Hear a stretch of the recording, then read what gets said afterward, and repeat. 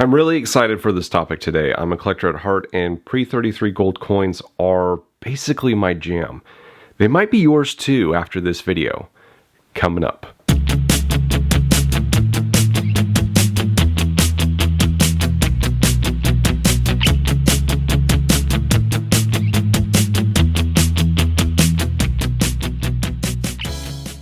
Hey everyone, welcome to Campbell's Coins. I have a special announcement at the end of this video, so stay tuned for that message. First, some caveats. For the purposes of this video, when I mention pre-33 gold, I'm talking about American gold coins. Many foreign countries used to mint gold coins too, but the term pre-33 is synonymous with just American gold coins minted prior to 1933. Also, while pre-33 technically encompasses all gold coins minted from 1795 to 1933, it mainly refers to the gold coins produced from 1849 to 1933, because gold coins produced from 1795 to 1849 are very rare, very collectible, and while post 1849 coins are rare too, they are more abundant, and this is what folks think of when pre-33 is mentioned. Finally, there are gold coins produced by specific territories like California before it was a state, or private individuals in North Carolina and Georgia that won't be included in this discussion. Fascinating subjects on their own, but too niche for the broad topic of pre-33 gold. For most of our country's history, our money was actually made out of gold and silver. This is due to the Constitution. Article 1, Section 10, Clause 1. No state shall enter into any treaty, alliance, or confederation, grant letters of marque and reprisal, coin money, emit bills of credit, make anything but gold and silver coin a tender and payment of debt. This article hasn't been amended, by the way, we just happen to be ignoring it. The first United States coins were created with the Coinage Act of 1792, the first law to authorize production of gold coins in the United States of America. It specifically mandated the weight and purity of 3 new coins and denominations: the eagle, valued at $10, the half eagle, valued at $5, and the quarter eagle, valued at $2.50. The half eagle was the first gold coin off the line in 1795. Pre-1933 gold coins contain 90% pure gold and 10% copper. And unlike gold coins minted today, pre-1933 coins were not minted in 1/10 of an ounce, quarter ounce, half ounce, or 1 ounce increments. There are also many denominations, but here are the more popular pre-33 sizes you are probably familiar with. The $2.50 quarter eagle contains just slightly over 1/10 of an ounce of gold with 0.1209 troy ounces. The $5 half eagle contains just slightly less than a quarter ounce with 0.24187 ounces of gold.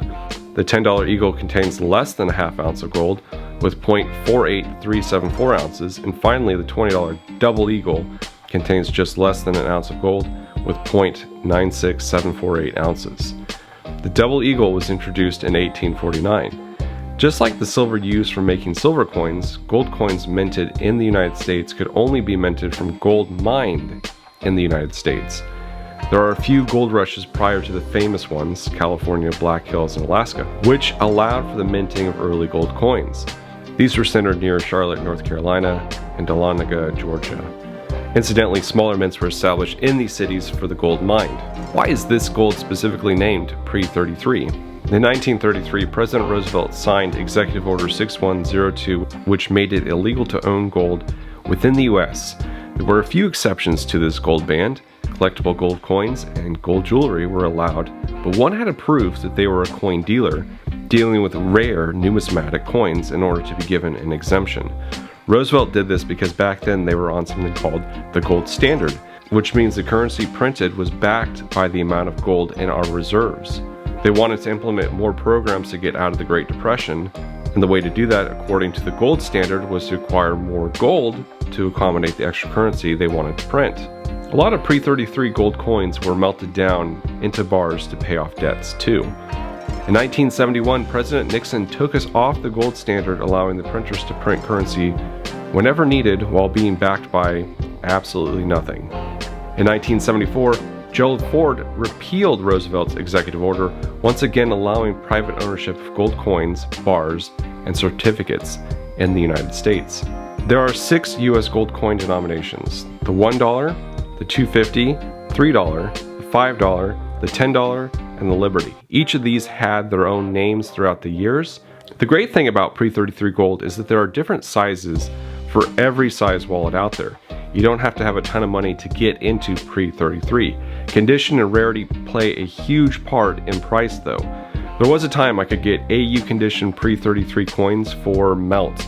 Even some common date mint state coins I could get for melt pricing. Those days are gone. Even now, clean coins have a $100 premium attached to them. Melt price is just the value of the gold within the coin, since these coins don't have typical composition and weights. Don't let the size fool you. Just because you see a small gold coin does not mean it's affordable. I purchased this 1853 gold dollar recently for about $480. It has less than a 20th of an ounce of gold in it.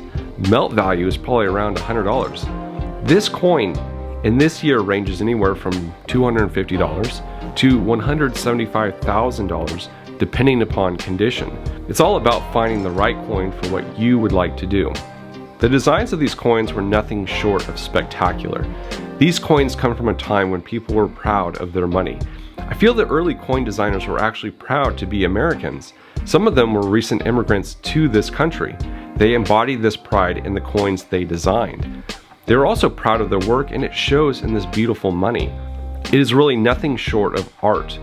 A lot of the stuff that they were putting out today is a copy of this original work. The new stuff that they are putting out, it feels cheap, quick, easy, and sterile. The new designs have just a minimal amount of Americana artwork required, and it's sad. Early coin designers actually cared about fostering a strong American culture. People at this time had faith and belief in what their country stood for and wanted. Our gold coins showed this strength. A friend on Instagram, the AGOG, once said the pre-33 designs match the value of the metals they contained. I could not agree more. There were three main pre-33 designs that describe a majority of US gold coins minted prior to 1933. Liberty Head, Indian Head, and St. Gaudens. Aside from the gorgeous artwork on these coins, the designs were actually really unique. Most of these gold coins look like a normal coin in terms of layout, but a few are extraordinary. The Incuse Indian design is one such coin. The designs of most coins sit above the surface of the coin with a rim going around the coin, protecting the design on the obverse and the reverse. The entire design of the Incuse Indian is recessed below the surface of the coin. Since the Incuse Indian design is recessed into the coin itself, it does not need nor does it have a rim. The $10 Indians and the $20 St. Gaudens have a very distinct edge. Instead of a reeded edge like we see on most coins today, these two have tiny stars going around the perimeter, one for each state in the Union. I love the look of pre-33 gold. Nearly every design speaks to me in a way that I just don't get with modern gold. I also think it's really cool a lot of this gold came from either the California, South Dakota, or Alaskan gold rushes. I also wonder whose hands these coins have passed through. That timeline in history is completely fascinating to me. Before I move on, if this video has given you any sort of value, hit that like button and consider subscribing. This brings me to composition. These coins were made out of 90% pure gold and 10% copper, very similar to the modern Krugerrands, except they don't look like the gold hue of a Krugerrand. The care that went into minting these coins shows. They have a special sheen, an interesting look we don't see with modern bullion. And along those lines is the gold hue of these coins. I don't know what it is, but I love the look of this gold. The only thing I could compare it to is the hue of the early modern gold eagles. But again, pre-33 gold just has something special about it. It's very difficult to place. I understand the minting processes were much different back then, and maybe that has something to do with the special aura around these coins. By the way, if a US Mint employee is listening to this, maybe the director, maybe you should do a special gold coin release created the old-fashioned way to bring back this uniqueness. I'm sure a lot of dudes in this community would cream their pants if you announced that special release. What's also nice about pre-33 gold is the scarcity. What has been made is all there is. Except this isn't true because these gold coins are melted down all the time, especially when gold prices climb high like we are seeing now. The government melted down an enormous number of coins in 1933. There were large meltings in 1980, 2011, and 2022, leaving some years in mints with very small survival numbers. Some years in mints are plentiful, and I implore you to research those years so you aren't buying a common date coin for a balloon price. The problem people have with pre-33 is the cost. Many feel coin shops try to sell them this gold at a premium, but when they, the consumer, try to sell it back to the same LCS or another, they are offered under melt for it. And to some extent, this is true, but like all things, it's a very narrow viewpoint. I've been fortunate to stack and collect for the better part of 17 years. Not as long as some, but long enough to live through specific events with precious metals and see how things play out. This perspective has aided me with the creation of this channel. It has also given me some sort of pricing perspective. Pre-33 gold is kind of like real estate. There are hot markets and there are cold markets. There are listings that will always be hot, and there are listings that remain priced the same because there is an abundance of them. Back in 2018 and 2019, coin shops could not give away these coins. I was buying a lot of these up for melt pricing. These were not junky looking coins either. Today, just a few years later, I could easily sell many of these coins for hundreds over what I paid. There are hot and cold markets, and we are currently in a very hot market. It is true an LCS will probably pay less than melt for your pre-33 gold, unless it's in excellent shape and it has some rarity to it. But guess what? You have many different avenues to sell your pre-33 gold. You're not forced to sell to your LCS. You can sell on eBay or a number of other auction sites who cater to these coins, like heritage auctions, great collections, etc. These sites bring competitive bidding for those rare coins in decent shape. One thing that is nice, there are not reporting requirements when buying or selling pre-33 gold coins, unlike how there are for most modern gold bullion. My final 2 cents regarding pre-33. If you're a stacker looking just for weight, stay away from pre-33 gold. It's not worth your time unless you're able to buy these coins for melt. But if you're a collector and pre-33 gold has some appeal to you, I highly suggest getting into it for all the reasons I've mentioned. There's scarcity, supplies are limited to what has survived the ravages of time. Modern bullion is produced every year in virtually unlimited numbers. There's liquidity. These gold coins are avidly traded by gold investors and dealers alike. Financial privacy. There are no broker reporting requirements when you buy or sell classic coins. The sale of many modern bullion items are reported to the IRS. And finally, the pride of ownership. These gold coins are fascinating pieces of artwork commemorating unique eras in US history. If there is another gold confiscation, and I'm not saying that there will be, but if there is, and assuming that they use the same language as the 1933 ban, you can try to make the case that you're a collector and you get to keep your gold by collecting pre-33. You won't be able to make that case with modern bullion. There are 2 pieces of advice I would like to give to new collectors. One is to look out for fakes. They are out there and they are pretty convincing to the uninitiated. Powerful agents to the uninitiated, but we are initiated. This is why I only buy raw coins from sources I trust, because they can discern the difference by looking at them and test with expensive machines.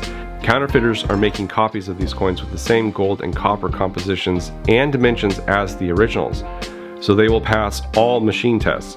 But the design is slightly off. This is why it's important to be able to spot fakes by looking at them. If you're not experienced with spotting a fake by looking at it, you're safer buying graded coins. PCGS and NGC are 2 main grading agencies. Fake graded coins are out there too, which is why it's always good to verify the number with the grading agency's database and to buy from trusted sources who check these coins when they buy them. 2 is to avoid common date coins. Unless you're buying high graded common date coins, you might have a hard time selling them and you might find the price doesn't move a whole lot. I like buying pre-33 gold with not only low mintages, but low survival numbers. A key date at a popular mint does not hurt either. I'm going live tonight at 5 p.m. Pacific Standard Time with Witter Coin on Instagram. They are a rare coin dealer in the Bay Area and deal with some very high-end coins. I don't know what the topic of discussion will be, but if you have some time, swing by and leave a little wave in the comments. Your time is your most precious asset, and I appreciate you spending it with me. If you're interested in any other topics like this one, check out the other videos I have on my channel. Thank you all for watching. This is Campbell's Coins, and that is my 2 cents.